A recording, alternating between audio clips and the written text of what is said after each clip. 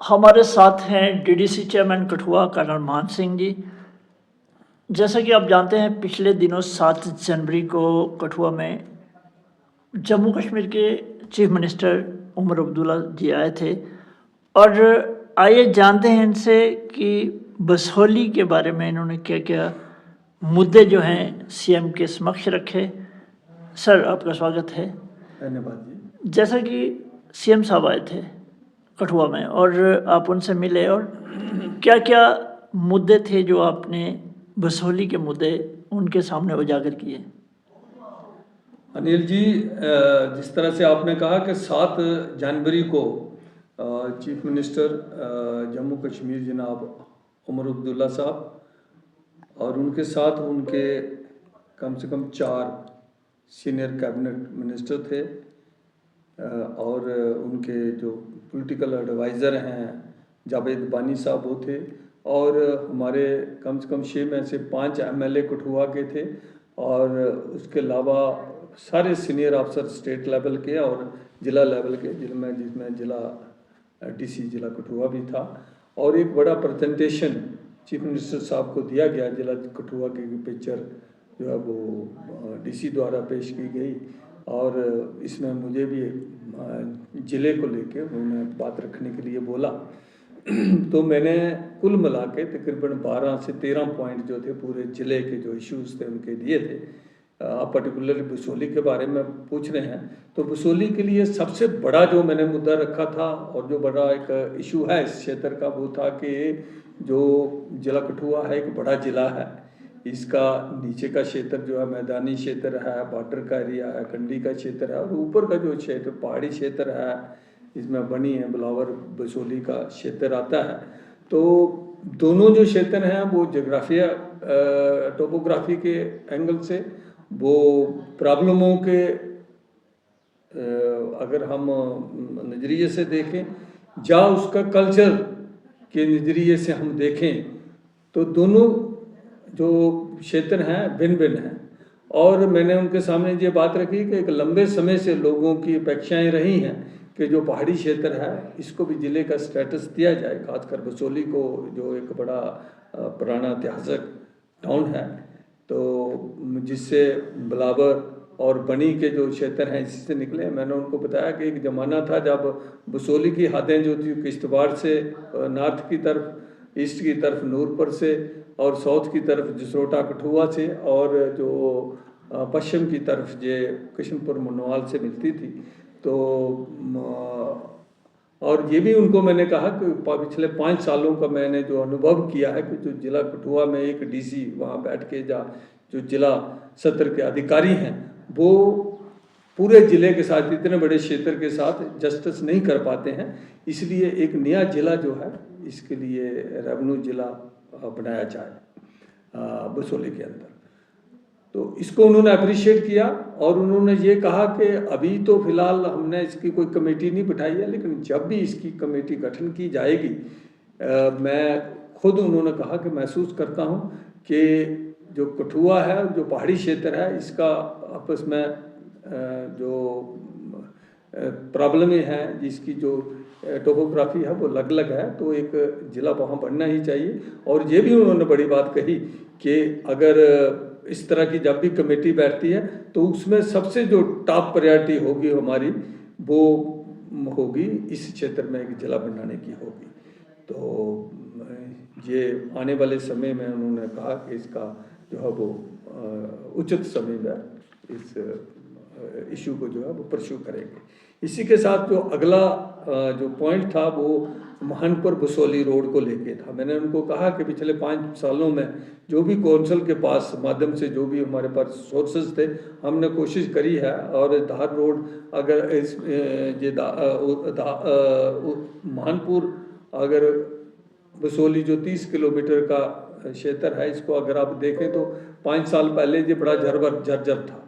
तो हमने कोशिश करी है कि तो लखनपुर से बसंतपुर और थैंग के बीच में रोड को बेहतर किया गया, और इसको रोड को भी महानपुर और इसके बीच में बसोहली के बीच में जो रोड है इसका वाइडनिंग और इम्प्रूवमेंट की गई थी।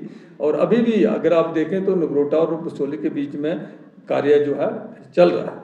लेकिन जो पिछले दिनों बरसात हुई है, जो उसमें रोड में ज़्यादा डैमेज फिर से हो गया है, तो उनको मैंने कहा कि एक बड़ी मकदार के ऊपर इसके लिए कम से कम 25-30 करोड़ रुपया दिया जाए इस को इम्प्रूव करने के लिए, और हो सके तो इसको बॉर्डर रोड ऑर्गेनाइजेशन को, बीआरओ को दे दिया जाए। ये बात हमने समय समय के ऊपर माननीय डॉक्टर जितेंद्र सिंह, जो केंद्र में मंत्री हैं, हमारे लोकप्रिय सांसद हैं, उनके सामने भी हमने रखी है। तो उन्होंने इसको भी नोट किया है, और इसका उन्होंने कहा कि आने वाले समय में इसको फॉलो अप करेंगे।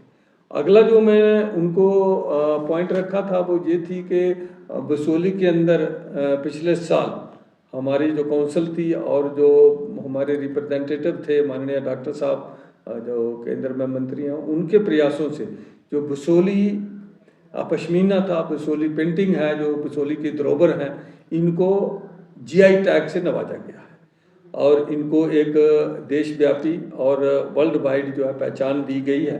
तो इसके लिए एक 4 करोड़ रुपए की एक सीएफसी जो बसोली के पास बटाड़ा में बनी है, तो ये लगभग उसका काम बन के तैयार है। तो मैंने उनसे अनुरोध किया था कि इसको जल्दी से फंक्शन कराया जाए, जहाँ मैन पावर और दूसरे रिसोर्सेज मुहैया कराए जाएं, और इसको आने वाले समय में इनोग्रेशन किया जाए, और यहाँ पर जो जिस काम के लिए इसको बनाया गया है पेंटिंग और पश्मीना के प्रमोशन के लिए, वो गतिविधियां यहाँ पर शुरू की हैं। उन्होंने इसका भी संज्ञान लिया। अगला पॉइंट उनको मैंने ये रखा है कि जो बसोली के आउटस्किट में रंजीत सागर डैम के किनारे जो एक एडवेंचर वाटर स्पोर्ट्स सेंटर बनाया गया है, ये जम्मू कश्मीर स्पोर्ट्स काउंसिल के द्वारा, जिसमें 10 से 12 करोड़ रुपए अभी तक का खर्च हो गया है। तो ये भी सेंटर बन के लगभग तैयार है। मैंने उनको अनुरोध किया है कि इसका भी जल्दी फंक्शन किया जाए, और यहाँ पर ताकि जो एडवेंचर स्पोर्ट्स एक्टिविटी शुरू हो सके और टूरिज्म को बढ़ावा मिल सके। इसी के साथ मैंने उनके सामने ये बात भी रखी है कि बसोली टूरिज्म की दृष्टि से एक काफ़ी पोटेंशियल है इसकी, और समय समय के ऊपर इसके लिए गवर्नमेंट के साथ बहुत कुछ प्रपोजल भी रखे गए हैं, और लेकिन अभी उसने मकदार के ऊपर जिस पैमाने पर ये डेवलपमेंट होनी थी टूरिज्म की, अभी तक हुई नहीं है। तो मैंने कहा कि इसके ऊपर तवज्जो दी जाए, और जो बसोली बनी टूरिज्म भद्रवा सर्किट है, इसको जो है इसको जल्दी से विकसित किया जाए। तो और जो रोडों का, इसी को लेके जो रोडों का जाल एक बनाया जाए, ताकि ये टूरिज्म की दृष्टि से बेहतर हो पाए ये क्षेत्र में।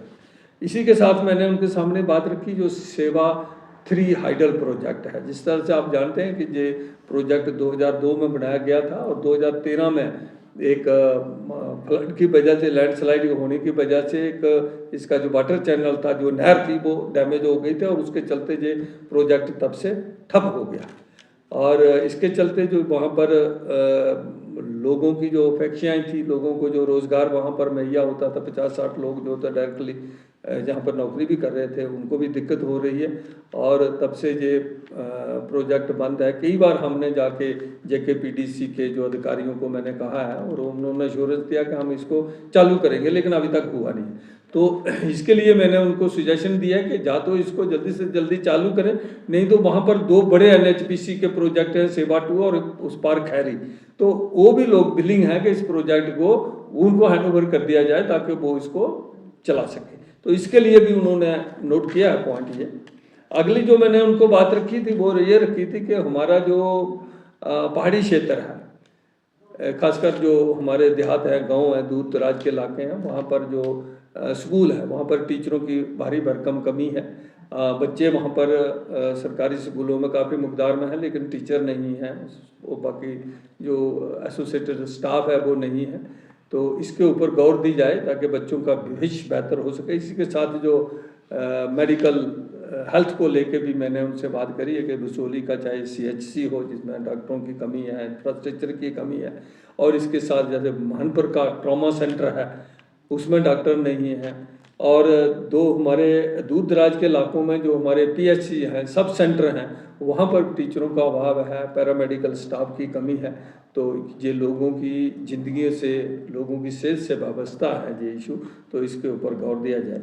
इसके साथ ही मैंने उनके सामने ये भी बात रखी है कि हमारा जो जिला कठुआ है और हमारा बसोली का क्षेत्र भी उसी तरह का है, एक वाटर डेफिशिएंट ये इलाके हैं। तो यहाँ पर पिए जल को लेके और ख़ासकर जब जो मैन पावर की कमी होने की वजह से, रिसोर्सेज कम होने की वजह से जो एग्जिस्टिंग इंफ्रास्ट्रक्चर है पानी का, जो लाइनें लगी हैं, जो रिजर्वायर बने हैं, उनको ठीक से मेंटेन नहीं हो रहे हैं, लोगों को समय पर पानी नहीं मिलता है, इनको मेंटेन किया जाए। और जो जल जीवन मिशन जो एक बड़ी मेद थी लोगों की, हर घर नल से जल मिलना था, उसमें जो विलम्ब आ गया है उसको भी जल्दी से शुरू किया जाए ताकि लोगों को पिया जल मुहैया हो सके। तो इसको भी उन्होंने नोट किया है। इसी के साथ मैंने एक जो पिछले दिनों बरसात के समय जो इतनी सारी त्रासदी हुई थी जिसमें लोगों की ज़मीन धंस जाने से मकान क्षतिग्रस्त हो गए थे, या जो स्लाइड आ गई, या उसके अलावा जो फ्लड आ गए, उसकी वजह से जो नुकसान हुआ, तो मैंने कहा कि इसके चलते जो है इसके लिए एक तो लोगों जो पर्सनल प्रॉपर्टी या मकान घर हैं वो उनको जल्दी से जल्दी बनाया जाए और लोगों को राहत फराहम की जाए। और इसी के साथ बड़े पैमाने पर पिछले कुछ सालों से जो हमारा फ्लड कंट्रोल मेजर्स होते थे, जो क्रेट वगैरह लगते थे, जब प्रोटेक्शन लगती थी, उसमें फंडिंग सही नहीं आ रही है।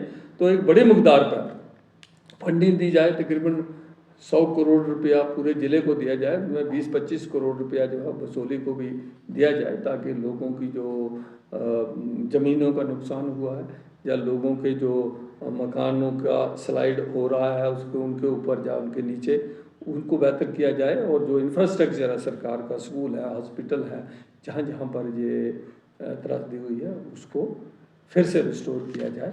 तो ये सब चीज़ों को लेके उनके सामने एक पिक्चर रखी गई है जिसको उन्होंने अप्रिशिएट किया है। तो आशा करते हैं कि आने वाले समय में गवर्नमेंट का संज्ञान लेंगी। और माननीय मुख्यमंत्री साहब ने एक एक पॉइंट ये नोट किया है, तो मेरे को आशा है कि आने वाले समय में इसके ऊपर गौर होगा।